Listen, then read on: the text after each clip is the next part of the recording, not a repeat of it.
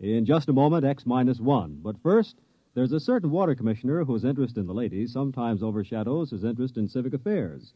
His name is a familiar one, Throckmorton P. Gildersleeve, and he'll pursue his adventures tomorrow night when NBC Radio presents another comic episode of The Great Gildersleeve.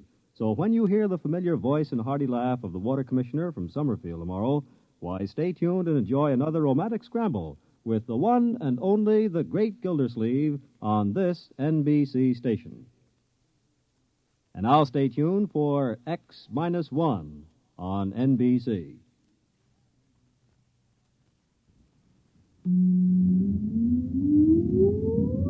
Countdown for blast off.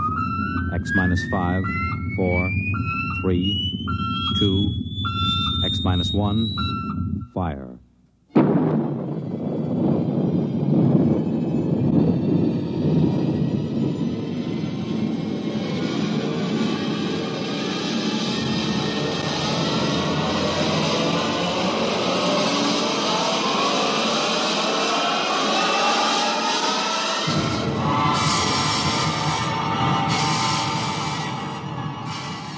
From the far horizons of the unknown come transcribed tales of new dimensions in time and space. These are stories of the future, adventures in which you'll live in 1,000,000, could be years, on 1,000 maybe worlds. The National Broadcasting Company, in cooperation with Galaxy Science Fiction Magazine, presents X-1.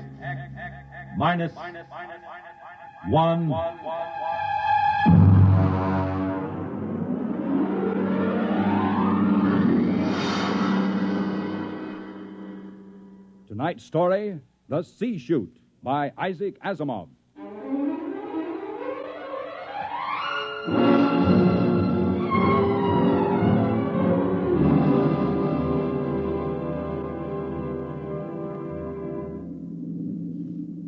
We were on our way home to Earth when it happened. 6 of us, coming home as passengers aboard the merchant spaceship Starfire.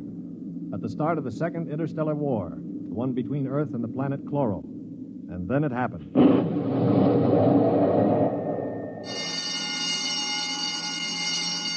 Now hear this. Condition red. We are under attack from a Kloran battlecruiser. All hands forward to battle stations. Passengers will remain confined to the after cabin. Condition red. We are being attacked.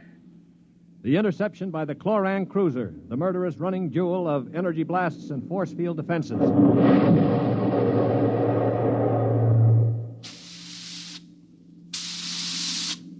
We huddled in the passengers' after cabin, terrified, not knowing how the battle was going. We could hear the desperate bursts of steam through the steering tubes as the Starfire maneuvered to dodge the enemy attacks. And then...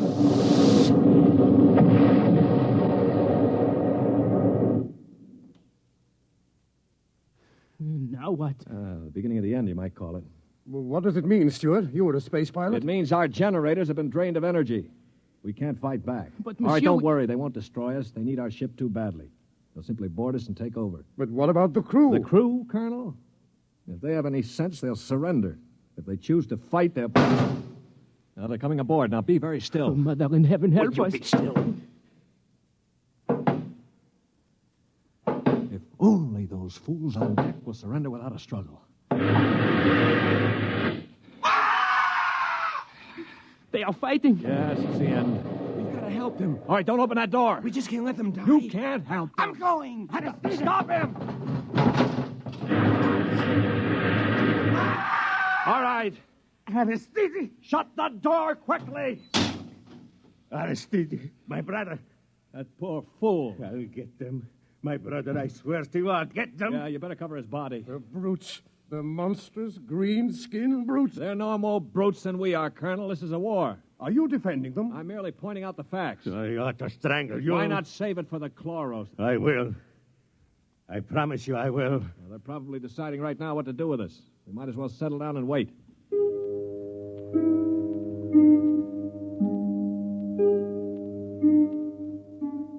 We sat there, the 5 of us, and listened while the Kloran invaders killed off the members of the Starfire's crew.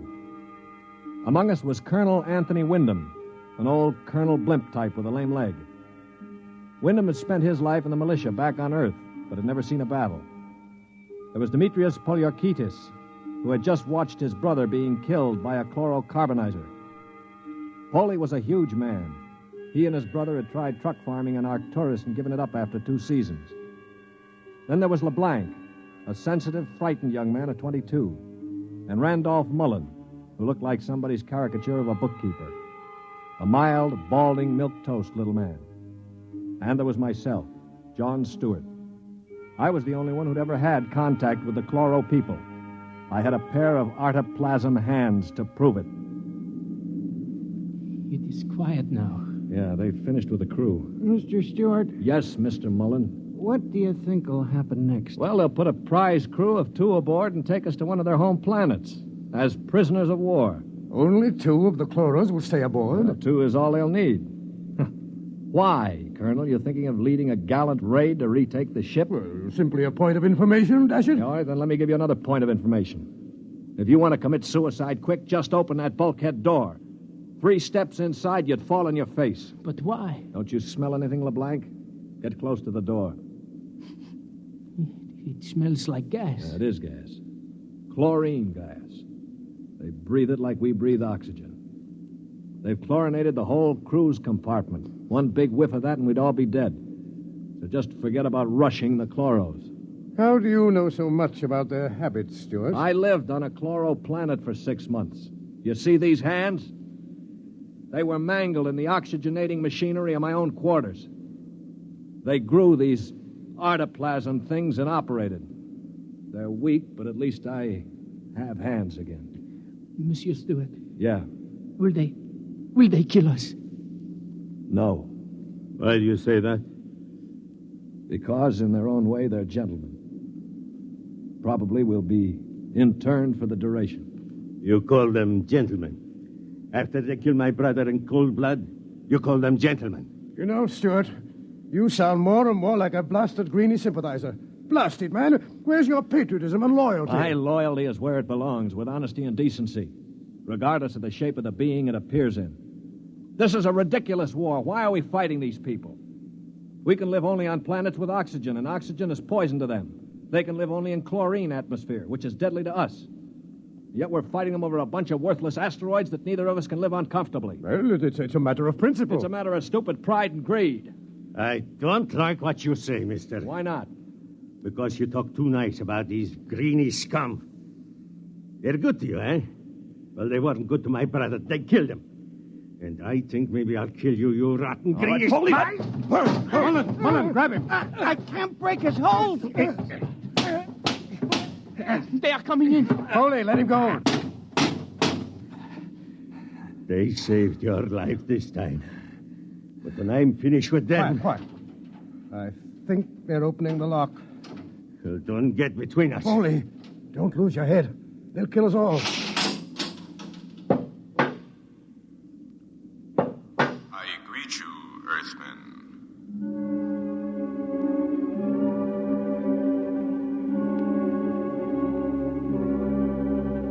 The Chloro was not a pleasant sight to anyone unused to him.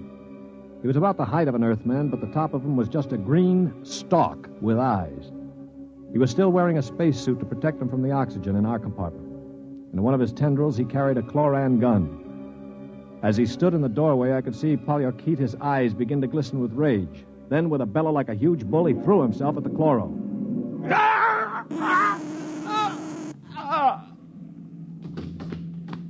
He is not dead, merely temporarily paralyzed. You 5 will remain together as prisoners of war. We expect to reach our own planet within several weeks, your time. There you will be interned for the duration of the war.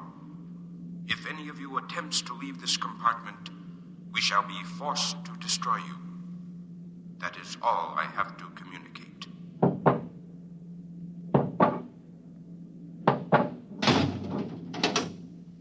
Hadn't we better do something for Mr. Polyarchetes? Oh, he'll be all right. Just hoist him up on the cot. That's it. Hi, Polly. Can you hear me, you stupid brute? His voice is coming back. Yeah. Now, I know what's going on in that thick skull of yours, Polly. You think that when the paralysis wears off, you'll ease your feelings by slamming me around some more. Well, if you do, it'll be curtains for all of us. How do you mean, sir? None of you know the Kloros the way I do. Unlike us, they assume automatically that any group of Earthmen they find together comprises a biological grouping, like an ant colony. The result is that they consider the group as something holy. Now, they'd never break us up. And if one of us did any harm to another, they'd have us all executed as a bunch of chloro-type perverts, a non-functioning group. So call all the names you want, but keep your hands to yourself or we're finished.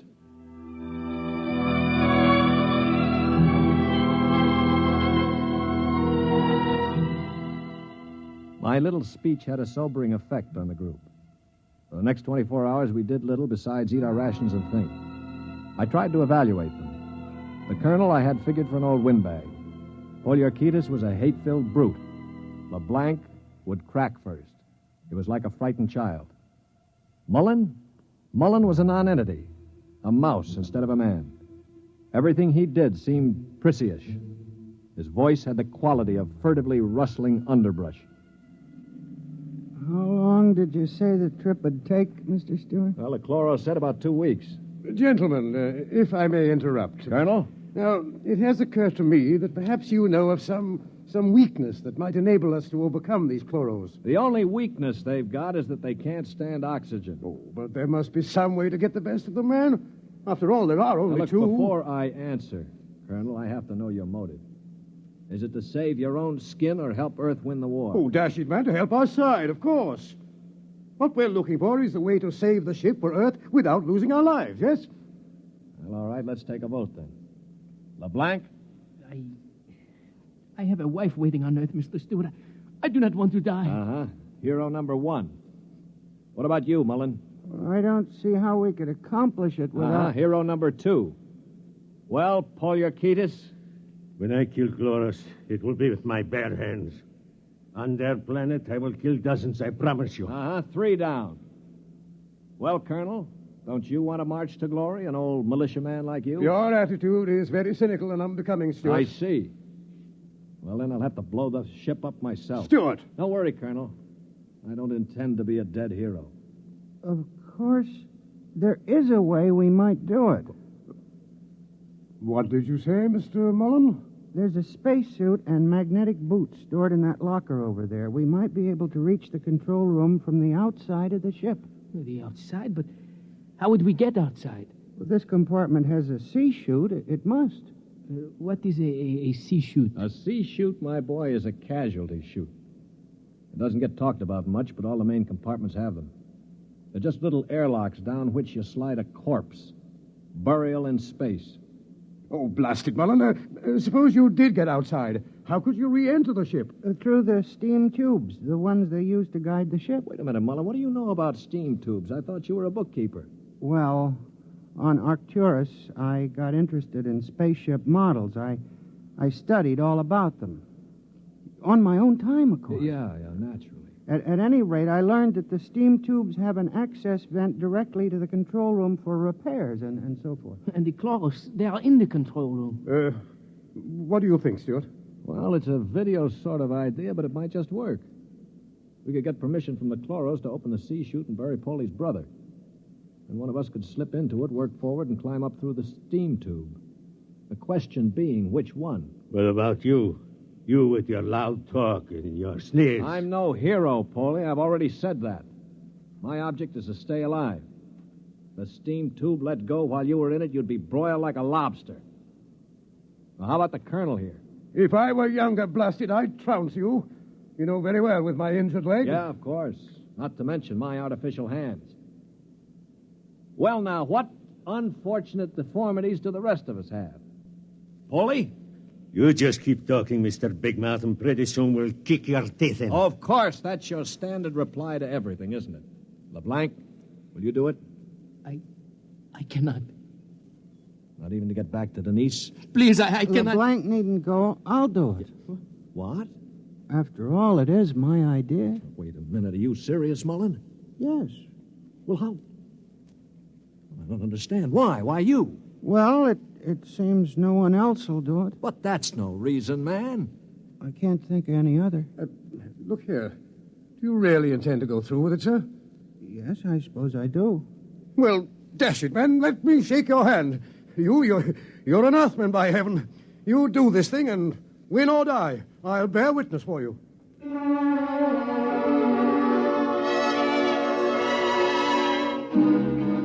It was quite a moment. Mullen the mouse had suddenly turned into a man. He just stood there awkwardly while the colonel puffed his hand. Poliorcetes seemed stunned. LeBlanc was wide-eyed. And I? Well, I was in a peculiar position, one in which I rarely found myself. I had absolutely nothing to say. That ought to bring them. I hear one.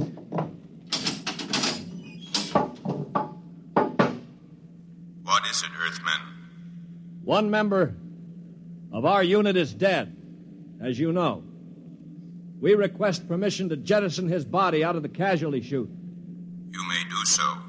You'll have to open the chute lock from the control room. I will do so. Is there anything else? No, nothing else, thank you.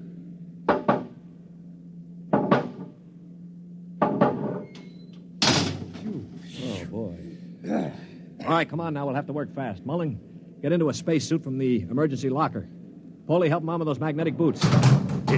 Hurry. I'm working as fast as I can. The arm, there. All right, give me the helmet. The helmet. Okay.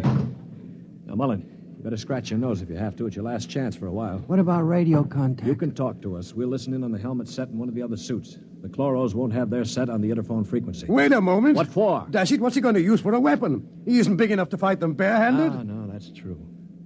Well, how about one of those oxygen cylinders? Good idea. Use it to bash them over the head. Now, give him one of the cylinders equipped with a reducing valve. Now, look, Mullen, if your magnetic boots fail and you start drifting away into space, open this valve. See that? Now, you can use it like a miniature jet and try to blow yourself back to the ship. Understand? I think so. Well, I only hope it works. All right, here goes the helmet. You'd better hurry. The light is on over the C-Chute. Yeah. All right. That means they've opened the lock. Here. Now, can you hear me? LeBlanc, give me that other space helmet. Yes, here. Let me switch on the radio. Can you hear me, Mullen? I hear you. Fine. Plenty of air? Air's okay. Uh-huh. Polly, open the C-Chute. Okay, now help him in. All ready? Ready? Well, good luck. Close the chute. Pull the ejector valve. Now! He's out. Oh, God help him. The light is out. Yeah. The Kloros have closed the chute lock. I don't suppose he has much of a chance. No. Do you think he knew it? I don't know. I just don't know. Should I try to contact him on the radio? Yes, I think... Wait a minute. What is it? Listen, the Kloros coming. Good Lord. He's sure to miss Mullen. Yeah, wait. Polly, get your brother's body on the cot. Put a blanket over it. Pretend it's Mullen asleep. Polly, for heaven's sake. My brother. All right, you've got to do it, man. It's our only chance. Listen, if Mullen could go out there and Very risk his... well. I will do it.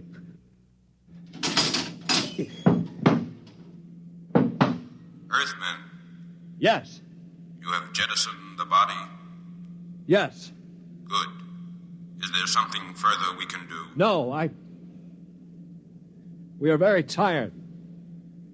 Our grief is very great at losing one of our unit. We would like to rest alone. I will respect your wishes. I see that one of your units sleeps already. Yes, Mr. Mullen was overcome with grief.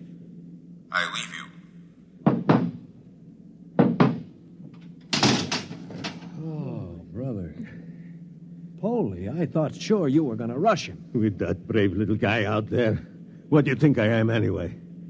And to think I laughed at him makes me ashamed. Yeah, I guess I've been saying some things that maybe weren't too funny.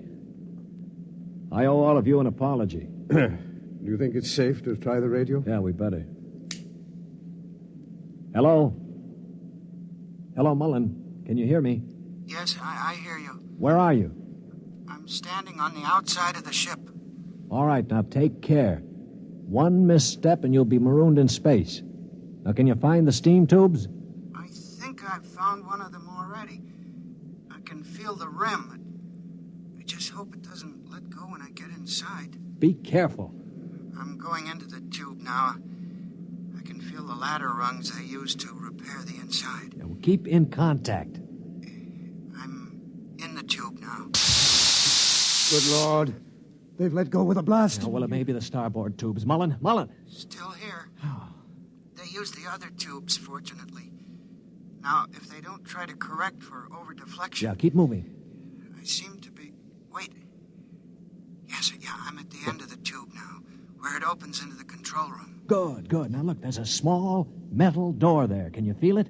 Yes, I'm afraid it's locked from the other side. Oh. I can't budge it. Mullen, listen to me. Stewart, I'm scared. I'm terribly scared. Yeah, all right. Now, hang on. Don't blow up. Listen to me. Are you listening? Yes. Take the spare oxygen tank. Bang on the metal door that leads to the control room. The Kloros are bound to hear you. When one of them comes to investigate, try to hit him with a cylinder. Now, aim for the stalk on top of his body. Try to blind him. Will you do that? I'll try. Well, now, go on. Only one can come. The other will stay at the controls. Now, start banging.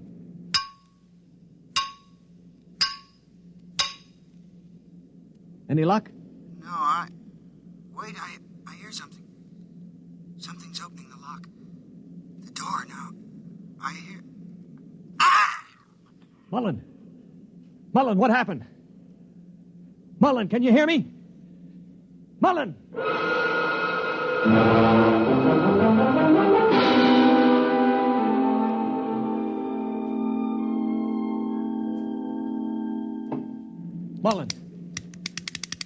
Mullen!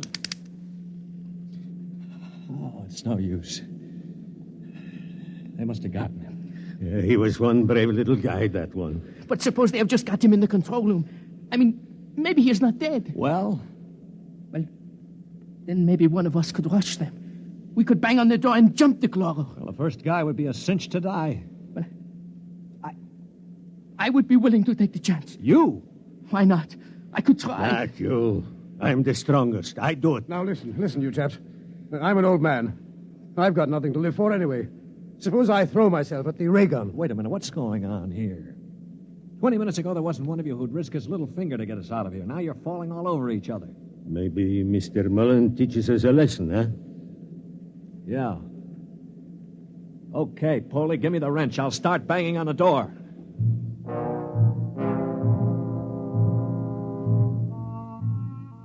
They say that selflessness is contagious. I guess maybe it is. I'd been a cynic all my life, a man who believed in nothing. Well, I'd come face to face with 4 human beings who proved that I'd been living a lie. I knew what I was going to do now. When the Kloro came to investigate our compartment, I had it all planned. If only my poor, weak hands would hold out long enough. Ready? Ready. Here goes. That should bring him. Try again. Wait, listen. Shh. It's at the door. Get ready. It's opening the lock. For poor old Mullen now. Steady. No! Let him have it! Wait! Stop it! It's not the Kloro! Wait! Good Lord. It's Mullen. Here, get the helmet off. That's it. All right, now lift. Mullen, are you all right? I seem to be quite all right. Well, the Kloros. Both dead. At least I hope so. Well, what happened? Well, I banged on the steam tube hatch and a Kloro opened it. Yeah? I hit him with a cylinder. It blinded him, I guess, but didn't kill him. He grabbed me and pulled me into the cabin. In the struggle, he broke my transmitter. That's why I couldn't talk to you. Finally, I managed to club him down. Well, what about the other one? The other one almost got me. It must have heard the scuffle and came into the cabin with a ray gun. What I did, I guess, was pure reflex. The cabin atmosphere was chlorine, of course, and the greenie didn't have a spacesuit on. So I just turned on the oxygen valve in that spare tube. It was like spraying an insect with poison. Well, you're a brave man, Mullen. I'd have been scared to death. Mullen, what is it? Mullen.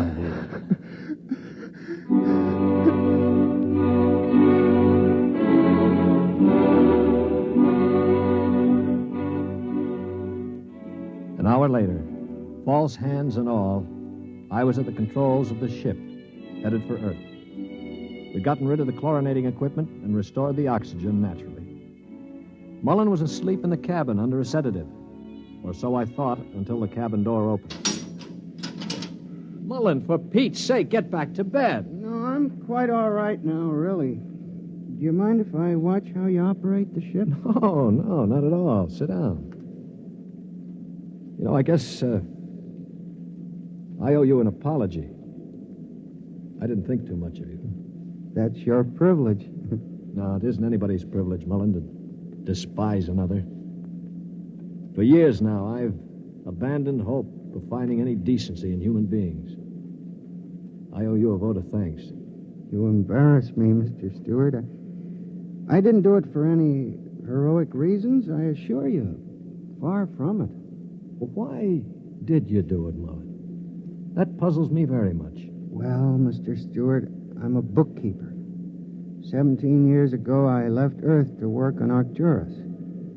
I never made much impression on anybody on Earth, although I wanted very much to have people like me. Well, about a year ago, I started to write to my family again. Don't ask me why. And then I asked for a leave of absence to go home after 17 years. Well, I still don't understand. It wasn't patriotism or love of a woman or money or any of those things. What was it? Mr. Stewart, haven't you ever been homesick?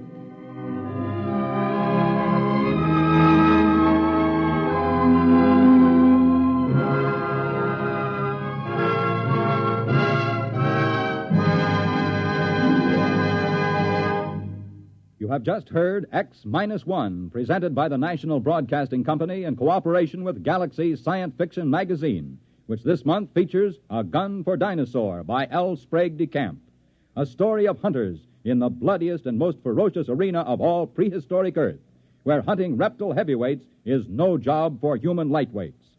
Galaxy Magazine on your newsstand today. Tonight, by transcription, X-1 has brought you The C-Chute, a story from the pages of Galaxy, written by Isaac Asimov and adapted for radio by George Lefferts. Featured in the cast were Lyle Sudrow, Stan Early, Bob Hastings, Mercer McLeod, Danny Ocko, and John Gibson. Your announcer, Bill McCord. X-1 was directed by Daniel Sutter and is an NBC Radio Network production.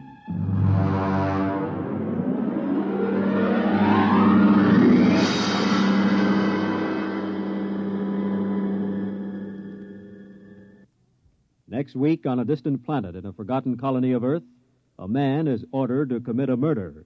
Listen to Skulking Permit on X-1 next week.